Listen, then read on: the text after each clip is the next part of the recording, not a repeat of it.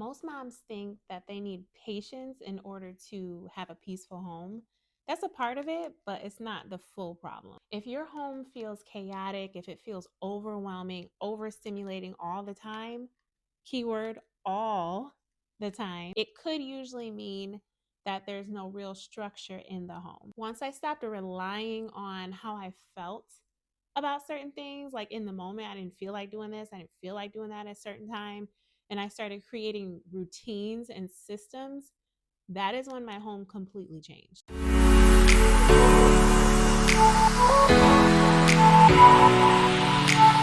Hello, and if you're new here, my name is Salathia, Lay for short. I'm so grateful that you are here. You've been led here. I'm a wife and a mom of 3 who came from a very unstructured, chaotic setting in my house, and my whole family felt it. I was anxious, I was angry, I was overwhelmed, I was always overstimulated, snapping at everybody. And during that time, I couldn't understand why. But God had to show me how to really create structure and peace. And now I am here to help other women like you to create that same space in your home. So we're going to get straight to it. I'm going to show you guys the exact systems that I use to keep my home peaceful, to keep it clean, and to just keep it structured. So number 1, I spend time with God every single morning. That can be multitude of things. It can be reading your Bible first thing. It can be praying first thing, talking to him, saying, "Good morning, Lord. Thank you for waking me up this morning. Thank you for all you do." Thank him, show him how much you appreciate what he's done for you, what he's going to do for you in faith. I also ask him what I need to focus on that day. Now, some days I lack on that just because I be forgetting. I don't know why, but I usually ask God what I need to do to serve him or his kingdom for that day. And what he does is he will guide you throughout the day on the things that you need to be doing. My pastor on Sundays says life goes better when you put God first. It really does. It really does. My life is evidence of that. If you want to see how I show my routines, how I show my structure, that is on my Instagram at Lay Allison and my TikTok at Lay Allison as well. But God will take care of your business when you take care of his. He will take care of your house when you take care of his. Peace always starts in the spirit before it comes out naturally. Proverbs 3:6 says, "In all your ways acknowledge him, and he will make your paths straight." When you acknowledge God in all that you do, you are giving him the first fruits of everything. Like, ask him what you need to do for him that day. He will guide you every single step of the way if you allow him to. You have to open up your heart and you have to open up your mind to him. Number 2, I have clear daily routines every day. For me, my kids, routines for me are usually in the mornings, at night. Routines for my kids would be their morning routine, their night routine, their after school routine. My morning routine is my grounding for the day. Before I do anything with the kids, I have to take care of myself first before I take care of the kids. Not all days are going to be perfect, but I find that if I don't take care of myself before I take care of my kids, I'm a little bit more irritated throughout the day. My day does not go as smooth as it should be. My night routines, after I'm done for the day, after I've done all the motherly stuff, the wifely stuff, the house stuff, the work stuff, then my night routine is for me to wind down. There's no thinking about work. I'm not thinking about kids anymore. That is my time to wind down before and plan for the next day. So for the kids, they also have a morning routine where they get ready in the mornings before school. If they don't have school, they still have their morning routines. They have their night routines to help them to also wind down. And then they have their after school routines to kind of keep things grounded after they come back from school. Because after school, I know things can be a little, all over the place. They got homework, you got dinner to make, you got cleaning to do. It's a lot of stuff. So having set times or set areas where you have those things to do helps to keep things in order, and it helps your kids to be more grounded as well. When everybody knows what comes next, it is less chaos. Try it, okay? It works. If you need help creating routines and you don't know where to start, I have a whole ebook that goes step by step on how to create routines, how to get that structure in your home, how to create your kids' routines as well so that you can do less talking and that so your kids can also be more confident in themselves. It'll be less overwhelming in the household. That link is in the description below if you want to get started. 1 Corinthians 14:33 says, "For God is not a God of disorder, but of peace." So if he is of peace, why are we not creating peace in our home? Why are we not asking God to help us to go cultivate that peace? If you just ask him, God, how do I do this? He will tell you. That is not of disorder. So if you have things all over the place, disorganized, that is where the enemy comes in. God doesn't work in that kind of environment. Having a clean, Holy Spirit filled environment is where he thrives and where you will feel that true peace. Number 3, I give the kids structure with chore charts. The chore charts that I have here, they have every chore that they need to do.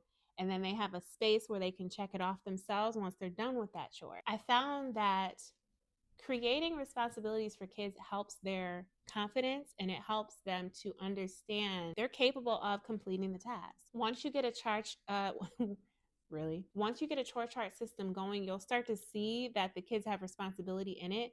They'll start to go on that chart and do everything themselves without you having to say something. Peace.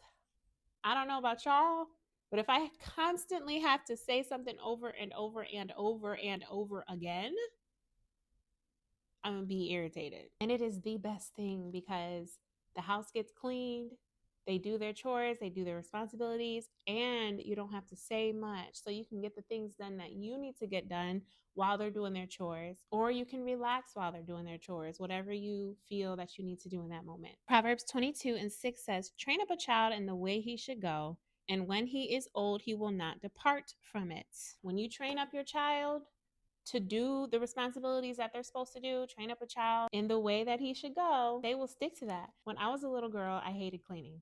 I hated it. And my mom would always tell me, you need to keep this clean, keep your room clean, da da da. I would get in trouble because I was keeping my stuff a mess. But as much as I hated it, when I got my own apartment, all of a sudden, I wanted to keep my apartment clean. I wanted to keep everything clean. And I just kind of grown into that where I have a system where I keep stuff clean because that's what my mom imparted in me as a little girl. Number 4, I set clear boundaries in my home, honey. My number 1 boundary is bedtime.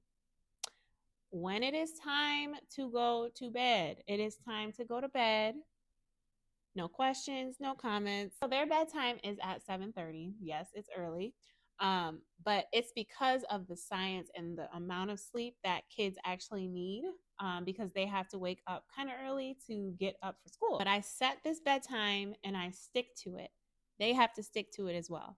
So when they go to bed, I have 2 rules. There's no talking and there is no getting up unless you have to use the bathroom or unless you're bleeding. It's a boundary that we have to set or else they will keep coming downstairs. They will keep intervening in your time. They have to know that the world does not revolve around them because when we were children, when we're growing up, the world does not revolve around us. We don't want to raise entitled kids. It's important to set that bedtime, but it's also important to have a discussion with them about that. This is mommy's time. This is daddy's time.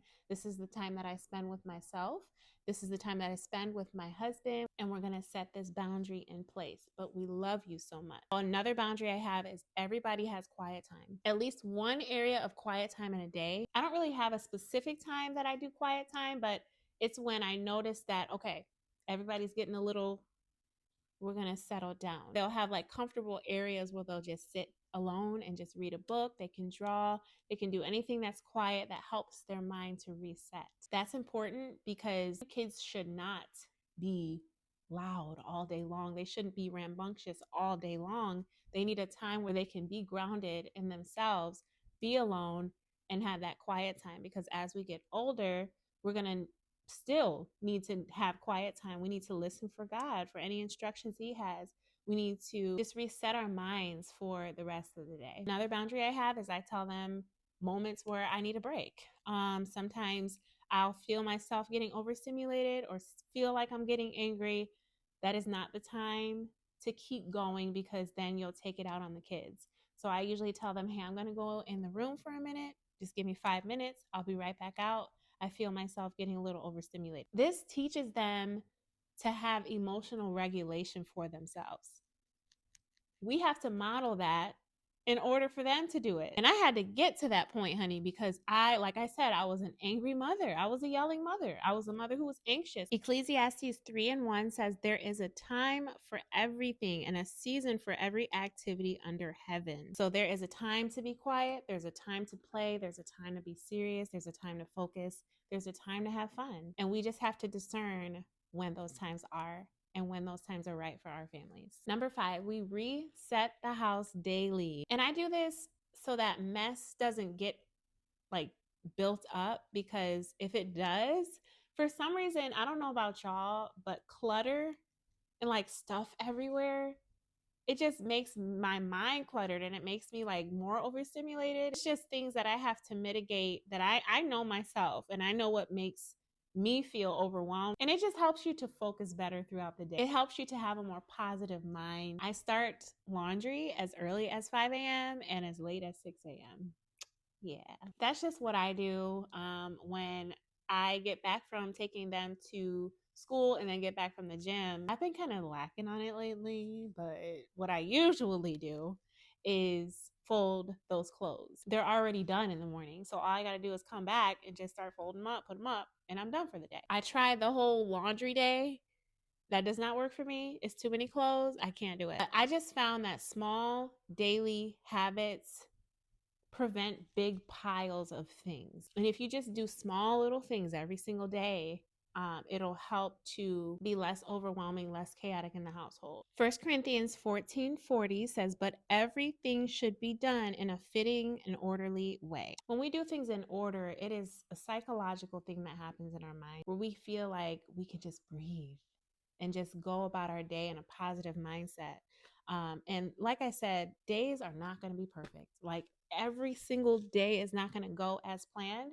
Every single day is not going to go at the times where you chose, but it's just a good foundation to have to go by so that you can have some type of order in the house. And when you have that order in the house, like I said, God works in order. He thrives in order. So when he sees you in order, when he sees you stewarding your home well, stewarding your kids well, stewarding your husband well, everything will fall into place and God will start to propel you further. He will start to trust you with more. And last but not least, number 6, we all run the house as a team. Everybody cleans up after themselves. Everybody helps around the house. It's not just, this is my things, these are my things, I'm going to clean up what I do and I'm not helping you. No.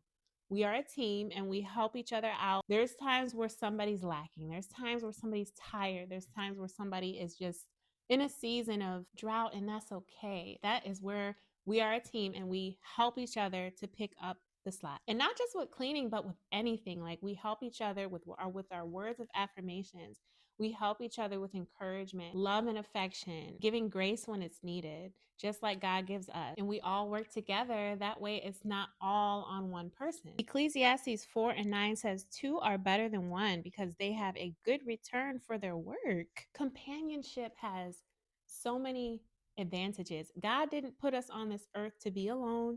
He didn't put us on this earth to do the things alone. He wants us to connect. He wants us to serve each other and help each other out. But the most important relationship is with God, and everything else will flow. So those are the main systems that I use to keep my house in order, to keep the peace in the home, to help myself to not overwhelm. Peace in our homes is definitely possible. I know you may feel like, oh my God, I just can't seem to get a handle on my kids. I can't seem to get a handle on, I can't.